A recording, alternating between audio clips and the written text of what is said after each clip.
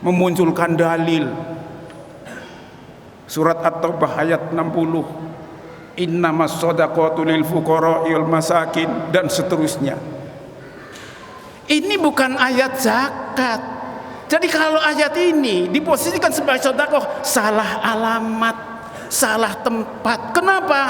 Ini pasti zakat, ayat ini bukan sedekah. Memang kalimatnya innamas shadaqatu, sedekah itu ada dua. Kalau kita nggak paham, nyasar kemana-mana tentang sedekah.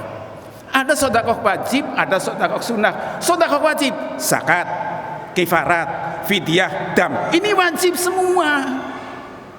Selebihnya sunnah.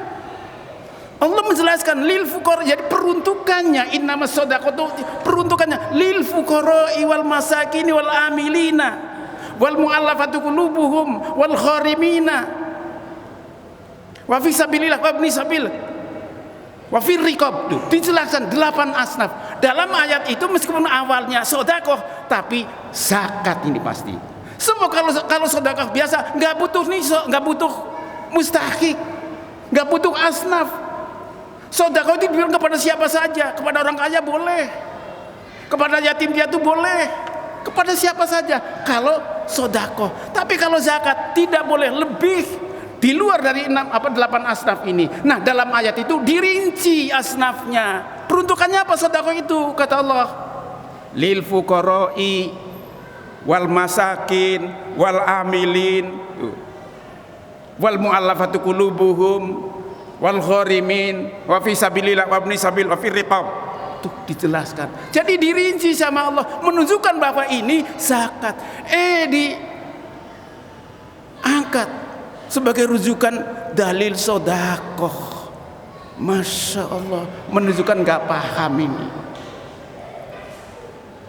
Lalu mengangkat lagi dalil yang lain dalam surat yang sama, ya, At-Taubah ayat 103. Dia bilang, khudz min amwalihim shadaqatan tutahhiruhum wa tuzakkihim biha. Salah lagi, salah alamat lagi, salah tempat lagi. Itu jelas Allah berfirman, khudz min amwalihim, ambillah dari harta mereka. Mereka siapa? Orang-orang kaya. Jadi sumber hartanya itu jelas dari orang-orang kaya. Ketika sumbernya ditentukan orang kaya, menunjukkan ini zakat. Sebab kalau untuk sedekah umum saja. Mestinya kalau memang mengangkat ayat sedekah untuk sedekah secara umum, bukan itu ayatnya. Itu nyasar lagi. Jadi kata Allah, ambillah dari harta mereka. Siapa mereka yang dimaksud? Orang-orang kaya. Ya. Khudz min amwalihim shadaqatan tutahhiruhum, untuk mensucikan mereka dan membersihkan harta mereka. Ini ayat ini untuk zakat. Karena apa? Karena sumbernya dari orang kaya. Jadi yang diminta untuk mengeluarkan itu orang kaya, bukan orang miskin. Kalau orang miskin umum. Makanya dalam Al-Quran, ya, Ali Imran ayat 134, Allah berfirman, alladzina yunfikuna fis sarra'i wad dharra'i. Itu orang-orang yang menafkahkan hartanya baik dalam keadaan senang, dalam keadaan susah, dalam keadaan lapang, dalam keadaan sempit, diperintahkan. Jadi untuk sedekah dianjurkan, disuruhkan untuk semua orang dalam setiap situasi dan kondisi. Gak pilihkan. Nah, ayat yang tadi yang dianjurkan sama dia, narasumbernya jelas, pangkal hartanya jelas, orang kaya, menunjukkan bahwa ini zakat. Dijual untuk sedekah. Masya Allah. Inilah jamaah yang dirahmati Allah. Kalau harus meninggalkan zakat, apa itu harus dihapus rukun Islam yang ketiga? Gak perlu diperhatikan. Kita tahu betul penderitaan orang miskin selama ini, fakir dan miskin selama ini. Kita paham betul, kita memperhatikan kenapa gak pernah berubah kemiskinannya, kefakirannya. Itu sesungguhnya mereka keberadaannya menjadi korban kezaliman orang-orang kaya. Mereka itu korban kezaliman orang-orang kaya. Orang yang hari ini uang cash, uang mati, uang tidak bergerak 1 triliun aja, 2,5%-nya berapa? Itu haknya fakir miskin. Semuanya dikunci sama mereka, dikangkangin sama mereka, tidak diberikan kepada yang berhak menerimanya. Padahal itu harganya fakir miskin. Haknya fakir miskin 2,5% dari 1 triliun. Kalau 10 triliun, bahkan ada umat Islam Indonesia yang hartanya, uangnya, uang cash itu 1.000 triliun. 2,5%-nya berapa? Kalau itu dibagikan, sejahtera semua. Ini malah muncul.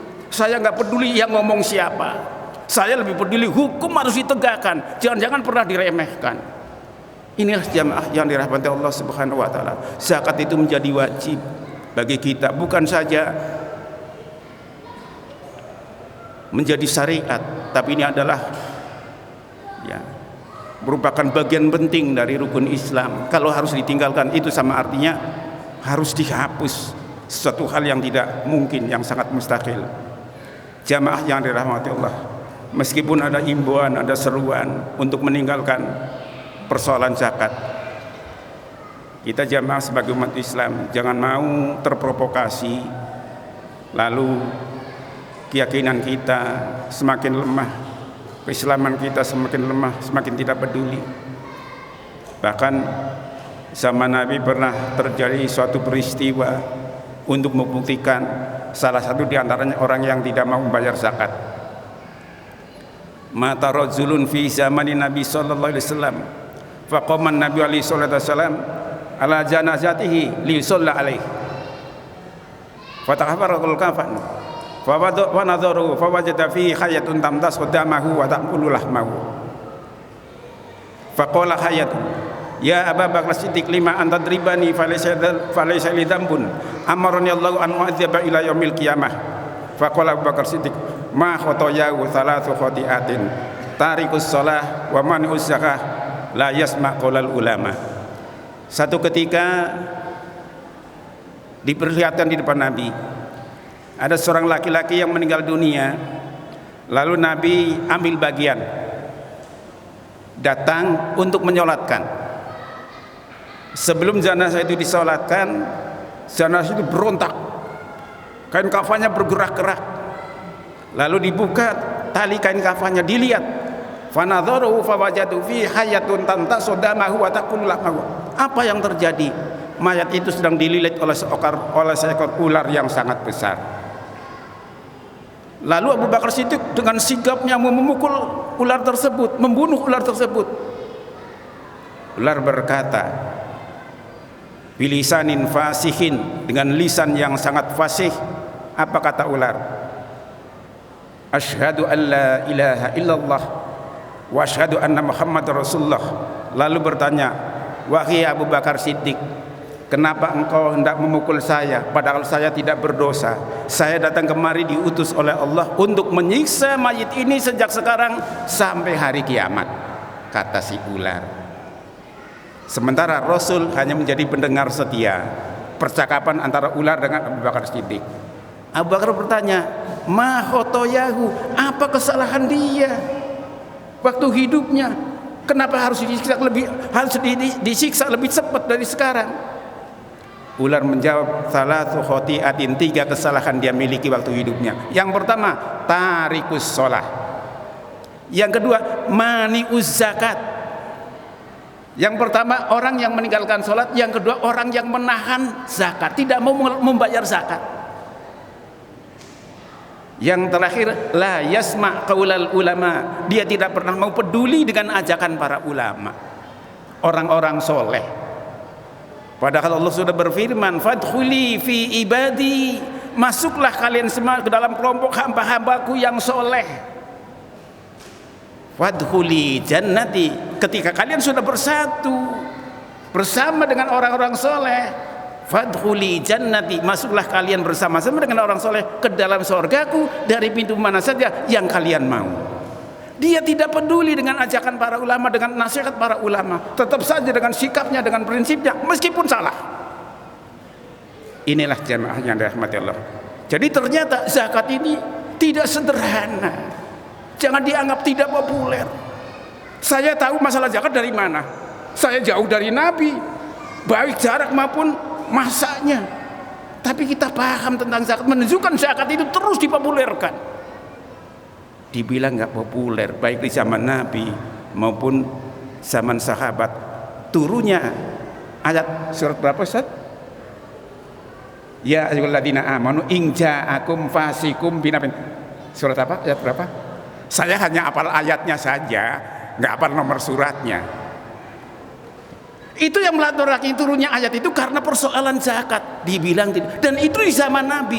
Ketika Nabi sudah mengangkat pedang mau bergerak ke Sam, Jibril buru-buru turun membawa ayat itu. Dibilang nggak populer, ya Allah, mau dibilang nggak ngerti, profesor, dibilang ngerti, kok sesederhana itu menyampaikan sesuatu yang sangat luar biasa. Sekali lagi, meskipun ada pernyataan seperti itu dari orang nomor 1 di negeri ini, jangan terprovokasi. Zakat tetap wajib, zakat tetap rukun iman, dan zakat itu yang membersihkan jiwa kita. Zakat itu yang mensucikan jiwa kita. Meskipun melalui Ramadan, kita puasa Ramadan 1 bulan penuh, tarawih 1 bulan penuh, khatam berulang kali dalam tadarus, tidak membayar zakat, tidak terpenuhi kesucian jiwanya, dan hak fakir miskin tetap tersandra karena orang-orang yang punya kewajiban untuk bayar zakat tidak menunaikan. Karena antara hak dan kewajiban saling berkaitan. Hak seseorang terpenuhi apabila kewajiban seseorang ditunaikan. Ketika kewajiban seorang tidak ditunaikan, maka hak seseorang tidak terpenuhi. Itu pentingnya kita membayar zakat. Itu saja barangkali yang dapat saya sampaikan. Kurang dan lebih mohon maaf. Wallahul muwaffiq ila aqwamit thoriq. Wassalamualaikum warahmatullahi wabarakatuh.